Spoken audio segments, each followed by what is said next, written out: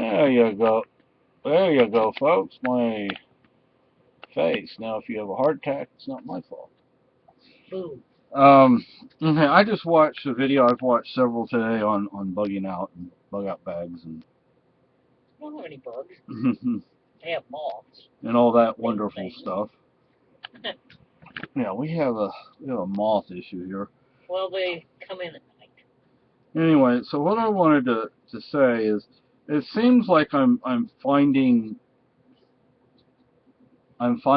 more people that I happen to have some agreement with and so far as what you should be doing and not be doing. Because if you have to bug out, it ain't gonna be fun. It's not a picnic. No, and you need to train. Let's take the alpaca with you. I need to train. We both need to train. Oh, yeah. Here's the thing, and this is some issues concerning training. Do I have to have what is absolutely complete kit? No. I still need to get out there and do it. Son, you're going to slide over nothing. Training on the trail is really worthless because oh, by the way, it's our kitten's birthdays. They're a year old. Today. Yeah, John, you want to say hi? So I'm a 1-year-old. And I'm full of energy. Yeah, he's pure muscle. Aren't you, It's John? hard to pick him up even. Yeah. It's like, ugh. He's heavier than Lucky is. Anyway, But you're not fat. no, he's definitely not fat. Anyway, Muscular. if, I've said in previous videos, there are plenty of places to train around here. Geez, all I have to do is walk into the woods. Don't fall down the hill, though. Now, one of the things that is on our wedding registry that would be extremely helpful for us bugging out if we ever had to, or for any sort of emergency. And I don't think a lot of people understand bugging out. Bugging out does not mean martial law. It might, but it could be Hurricane Katrina. You're going to bug out. You're going to leave. Okay. The hurricane of 1900 in Galveston. You're going to leave. They found some guy 60, 70, 80 years later. Everybody thought he was dead. Oh, God. Yeah, he said, well, I didn't think anybody was looking for me. This was after Katrina, when he showed up again. I'm like, my goodness. But anyway, bugging out could be, it's not this paramilitary survivalist thing. It can be, but it doesn't have to be. And I need to get out there and train. Now, I just watched a video, and the guy making the video, I'm sorry I don't recall your name, he was discussing doing a winter trip. Oh, yeah, I'm going to have to do a winter trip. Oh, boy. Yeah, look, the First Nations that lived here, they didn't live here during the winter. They left. They're smart. Yeah, I mean, they lived here this time of year. Come wintertime, they were gone. I don't know where they went, but they were gone. Abenaki, I think, is what they were called. They just got to age out. Yeah, so I don't blame them. We have long, harsh winters. Got to run off, too. And getting out of there, I'm going to have to take different equipment than I would in the summertime. In a true bug out, if it's a situation where there is martial law or something like that, then you're going to want to have things with you, and you're going to want to have caches, things stashed here and there. But, climbing rope would be almost essential here, almost a necessity, because every place where they can build a road or a house, they have a road or a house. So part of what you don't want to do is be seen. Therefore, climb up a cliff. I used to rock climb, but I never did it with a bag on my back. I had some chalk back here around my waist, but that doesn't weigh anything. Yeah, it's not heavy. I used to backpack. I never mountain climbed. I was not into mountaineering. And frankly, that scares the living daylights out of me. When we're moving your squish. Yeah. So I know about the rest stop, the rest step. I guess the only place we immediately around here, the only place we would really have to use that technique would be um, the mountain. What? The mountain. What are you talking about? The mountain. What's the name of the mountain? Monadnock. Mount Monadnock. For those who don't know the rest step, you take a step and you stop. You rest. You take a couple of breaths. You rest. Then you take another step. Another step. You start. Yeah, it's long. It takes you a long time. Like I said, I never had to use it, but Well, better safe than sorry, though. yeah. You know, the higher altitude you're dealing with, the harsher the weather, then the more of a necessity the rest step is. And like I said, it would cause you to take a lot longer to get up something. Another technique that a lot of people don't realize is you don't go straight up a mountain. You go around. Yes, it takes longer, but you're less likely to wear yourself out. So you go around. You don't go straight up because you're exhausted. You're going to be exhausted in no time flat. So you go up at a more gentle grade. And then, Gradually. yeah, gradually. And there are mountains and hills here, people. Definitely. As a matter of fact, our altitude is greater than Keene. So thankfully all the water runs down to them and we don't get flooded. Not that I want them to be flooded out, but anyway. The cat can be flooded out for all I care, but anyway, see, if you bug out, you're not going to be taking trails. That's going to get you killed. Get you killed real fast. Going along where there are power lines, you don't want to do that because people, just like on the trails, people are going to be looking along where the power lines go. And the rural power lines, what I'm talking about, where it's 50, 60 feet wide, or yards wide, excuse me, maybe 50 yards wide. And you have these long stretches of land, and you can see what's going on. Will the power lines interfere with certain electronic equipment? I don't know. It's possible, but they're pretty high up there, So, but then again, if there's equipment being used to try and monitor you from above the power lines, and you're under the power lines, I don't know if there'd be any interference or not. The one thing that people are just not considering for some strange reason is methods of escape, because if they capture you, you're going to want to get out of there as fast as you possibly can. So we need methods of escape.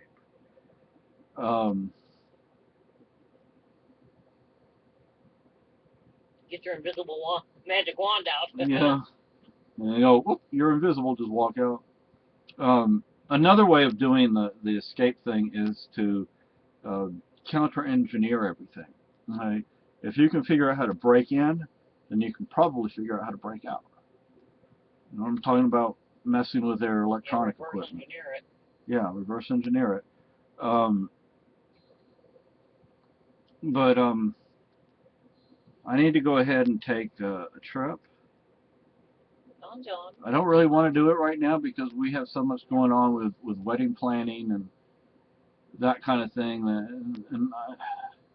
What little food we have for bugging out for in a pack, that really has to be saved in case we actually have to use it. But I really do need to get out there and just spend a week or two just out there. One thing that I think about when I think about bugging out is I think about the mountain men, the eastern long hunters, the voyagers up in like Minnesota, and you think about what they took with them. They took very little with them. They may have had one or two rifles, a real good utility hunting knife. They had their rifle bag, which is just, well, I don't know where mine is right now, but there it is, right back there. Yeah, see, oh, John's in the way, but just a shoulder bag. You carry it over your shoulder. That's where you keep some of your stuff. Someone says, what? You're going to carry me over my shoulder? Me over your shoulder? And a blanket, a wool blanket, heavy wool blanket, and that, look, that's a lot of what they carried, and they made it. They did just fine. Of course, they were hunting, they were trapping, so they had food. From what I've been able to find, they weren't much into fishing, but fishing can save your life. And here's part of the. This is. But fish can be rather picky about what they eat too. It's very true. This They're like, I is don't want that. the part of the survival trot line, and I showed you some of the other stuff for it the other day. It's not in my pack yet, but it will be. Let's see, okay, where did everything go? There it is. This is the survival trot line. Well, this is my little itty bitty fishing kit.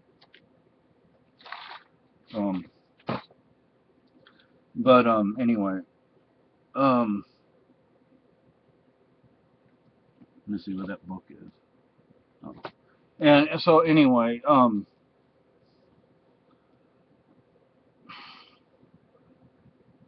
if we had to, if you have to do something, you have to do something, right? And you figure out a way to make it work. I would definitely prefer a larger pack. And a good four-season tent, well, I don't know, I guess a tent would be necessary in the winter. A good winter sleeping bag, some clothing, camouflage, and winter clothing, some fleece and stuff like that, because we really don't have much of this stuff. We have to do what we can, what little we can at a time. The thing is, if we're able to go up a cliff, up a hill, up a mountain, and avoid being detected, that's great, but we don't have the rope to do that with. I need to get out there on the punching bag and start working out before winter comes again. It won't take long. Don't want to think about that stuff. No, actually, we both need to get out there and beat the shit out of it. Because, by the time winter comes, they'll be saying, oh, we should have done more. We should have gotten out more while it was still warm. But another thing I wanted to talk about was... I hate the winter coming in. I haven't looked up to see what's going on with this guy, but Tyler Smith, frankly, I think some of the keen activists are as dumb as him. Related to him, maybe. Yeah. And somebody commented on one of my videos about this, saying, oh, I'm going to go kick down doors. Oh, really? You're going to get shot. Okay? What you want to do is make allies. You don't want to make enemies. You look at the keen activists. They've lost all sorts of allies, from judges and bureaucrats to business owners to participants. They've lost these people because of their attitude, because of their behavior, because of their activities. They've lost all sorts of allies. I can guarantee you, if hit the fan, and we saw one of them walking down our street, they wouldn't be around too much longer. On the other hand, we know our neighborhood. We know the people in the neighborhood to one degree or another. They know us to one degree or another. We're going to work with our neighbors. To some degree, we are going to work with our neighbors. Does that mean we're going to starve so they can have food? No, it doesn't mean that at all. Hold on, folks. I got to put some paper in the few of our cuckoo ones. Yeah, I mean, so, you know, You're not helping. you know, what you want in a case like in a situation where it hits the fan is you want to be secure. You want to be as safe as you can. You know, because our little yard would not, you couldn't garden in it because there's not enough sunlight and not enough space. But we have neighbors that have um, space to grow a garden, so we would work with them. Instead of being their enemy, we would be their allies to one degree or another. Now, you know, I'm not going to sit here and tell you about our neighbors, but there's only one neighbor that I think would freak out if they saw a gun. And on the other hand, we have neighbors that are hunters. We have neighbors that are retired or former military. So, you know, they would be able to do things and they'd be able to teach things. John, come here. John. You up there at the printer again? Yeah. Come here. Say hi to everybody. Boy, baby. Say hi. I don't want to say hi. I don't know those people. And he would be our mouse catcher, our chipmunk catcher, our bird catcher. Wouldn't you, John? We'd just get them away from him. Yeah, he'd probably eat them for us. And our neighbor's cat, he goes and kills a chipmunk and just drops it in the yard. Well, he's kind of a fat. Yeah. Fatsy. But let me feel that harness. No, it's still loose. But it looks snug. Yeah, it does. So anyway, you know, like this Tyler Smith guy, you go start kicking indoors, you're gonna get killed really, really fast. Okay, it's that simple. You want to make allies with people. Do we know of places we could possibly go to harvest food, like stores and places like that? Sure, but you're probably not going to want to go, because at least early on, because there are going to be people already in there. There are going to be people who have already pillaged the place. There are going to be people looking for people going to those types of locations, and then there may not be any food left in the place, but they'll take your food and kill you. You know, so you don't necessarily want to go there.